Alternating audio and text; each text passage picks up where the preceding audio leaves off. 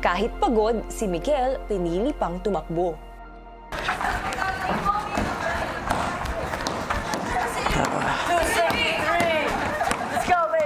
I'm really proud of Miguel po, kuya, na he sacrificed. Nakaka-believe lang po talaga si Miguel po, kuya. It's almost done. Adorable Smasher. POV. Adorable Smasher. I was just really praying for him, for God to give him strength, kuya. Hindi ko po alam kung paano po ako magpapasalamat sa kanya, kuya. Black 1! Black 400! From Black 1 to Black 400! 498 kuya.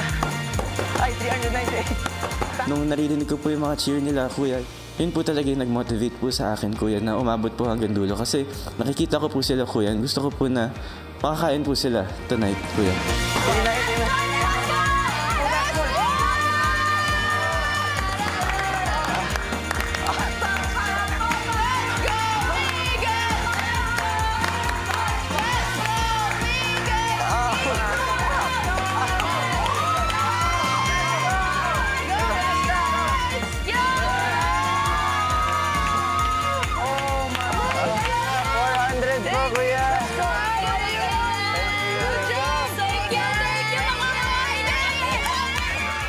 Miguel is a blessing to us, kuya. 400 laps, that's impossible.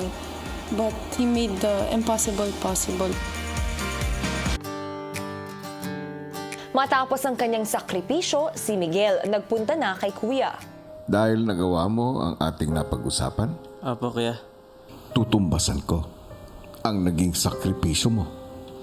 Thank you po, kuya. Mabibigyan mo ng 4 na platong pagkain ang 4 na housemates na naninirahan sa Ultimate Eye. Kuya, maraming salamat po, kuya. Kasi sinabi ko po sa inyo kanina, di ba, kuya, na hindi ko po ma-imagine na gagawa po ako ng... Sorry, kuya. Gagawa po ako ng sacrifice, kuya, para po sa ibang tao, kuya. Tapos nung ginagawa ko na po, kuya, hindi ko po nararamdaman yung pagod, kuya, kasi super fulfilling po pala, kuya. Mas na-realize ko po, kuya, kung kaano po ka-importante yung mga nabuo ko pong friendship dito, kuya. Yung mga housemates niyo po, kuya. My heart, kuya, was so happy, kuya, na I got to do that for them po, kuya. And ngayon ko lang din po na-experience kasi mag-sacrifice po para sa ibang tao, kuya. And I could see why my mom sacrificed so much po, kuya, para sa amin. Kasi mahal niya po kami, kuya. And that's enough to make any sacrifice in the world po, kuya. Yun po yung na-realize ko din po dito, kuya, na if you love someone or someone is special to you, someone is important to you, I can make any sacrifice in the world po, kuya. Or you can make any sacrifice in the world kasi you just want that person to be happy po, kuya. Yung sinacrifice po ng mom ko para sa akin po, kuya. Nung kinikwento niya po yun sa akin, kuya, she had a smile on her face, kuya. Ngayon ko lang din po na-realize yun, kuya, na malay mo, yun po pala talaga yung nagpasaya po sa kanya, kuya. Nung nakikita niya po na masaya po kami, kuya. Kaya, ngayon ko lang din po na-realize din, kuya, na I can also do those sacrifices, kuya, for the people that are important to me and for the people that I love, kuya. Ibinibigay ko sa inyo ito ngayon, hindi dahil gusto ko kayong pahirapan. Pagkos, mas gusto ko sana na mas maunawaan ninyo yung lalim ng salitang sakripisyo. Ang pagsasakripisyo ay hindi lamang pagbibigay ng ginhawa para sa ibang tao, kundi ito'y isang pagpapakita ng tunay na pagmamahal at pagpapahalaga.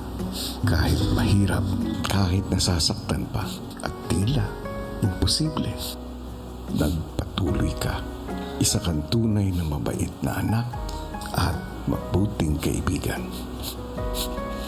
Kaya naman siguro, Miguel, paglabas mo rito, tanggapin mo yung mga ngiti at pasasalamat ng mga kasama mo.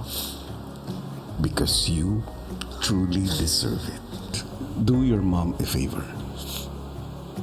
Smile for them. Just like what your mom did to you.